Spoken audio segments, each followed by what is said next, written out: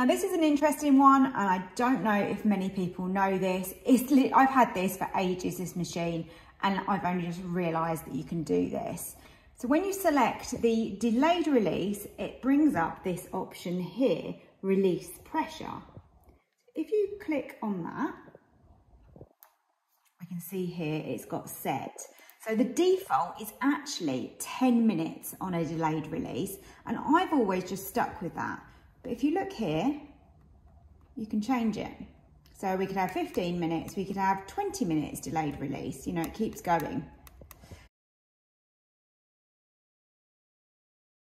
I'm going to be completely honest with you, and I think I put a little bit too much liquid into this. That is fine, it's not a massive issue. So what I've done is I've just removed the meat so that we don't overcook that. And I've now got this on sear and saute, and that will just help thicken that up. It only take a couple of minutes to thicken. Tasted the rice and it is amazing. Right, so that sauce has had 5 minutes and that has thickened nicely, so we can turn that off. I've added the chicken, chorizo and everything back into there. So let's portion up some of this. The Spanish chicken and chorizo with that Spanish rice.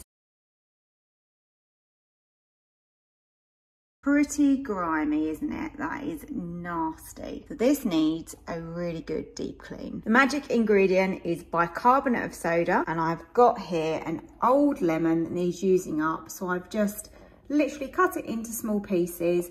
Juice will all come out of that. And the only thing we also need is a kettle full of hot water. Let's begin by throwing in those lemon pieces, carbonate of soda, very hot water. And then we're gonna slide this across to pressure cook. And then I'm gonna leave that on high, and we're actually gonna put this on for quite some time. It's gonna be 40 minutes because this is grimy. We need to get rid of this grease. You'll need to make sure that the vent here is on seal. Going with natural release, just press start and walk away and it will clean it for us. And let's take a look.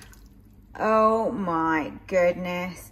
Look at how brown and disgusting that liquid is. You can see with a cloth now, we can just literally rub and the grime is coming away. I finished giving this a clean and I've taken the seal off, which was around the edge here, just so that I could get in, and look, you can see the colour difference on this metal. Basket has also come up really clean. Push the seal back in, and that is the cleaning of the Ninja.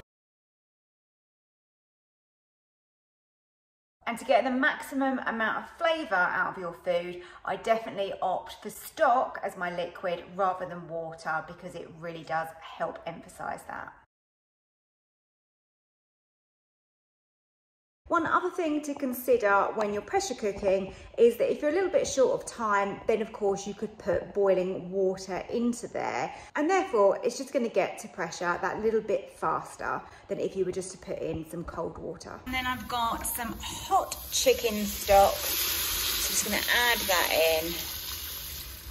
Because I used boiling water to make up my stock, it's come to pressure really quickly, matter of minutes. Also, I found that if you leave this for a few moments, and this is on keep warm, so this pot is keeping this at a good temperature, that sauce will naturally thicken up. So sometimes if you just literally leave it for 5 minutes, you'll come back and you're like, wow, that sauce is so much thicker than it was when I first opened the lid. So that's a really good tip. For the first egg, I'm going to pressure cook it, so we need some water in the bottom. I'm going to pop the rack in just so that we can put the egg on top. So egg number 1. These are room temperature eggs, by the way. Close the lid down. We'll slide it across to the pressure cook, and we want to put that on high and quick release. And I don't know if you know this, but you can actually turn it down to 0. And that way, all we're doing is just building up the pressure. When it reaches pressure, it will release and it will be done. Pressure's all been released, so we can now slide that across and open up.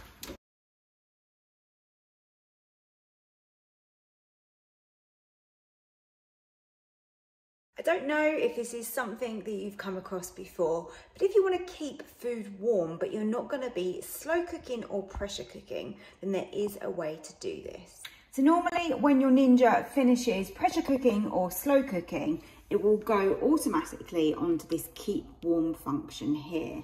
However, if you've got food in there that's not on that setting and you want to be able to keep that at a warm, safe temperature, you can use the buffet.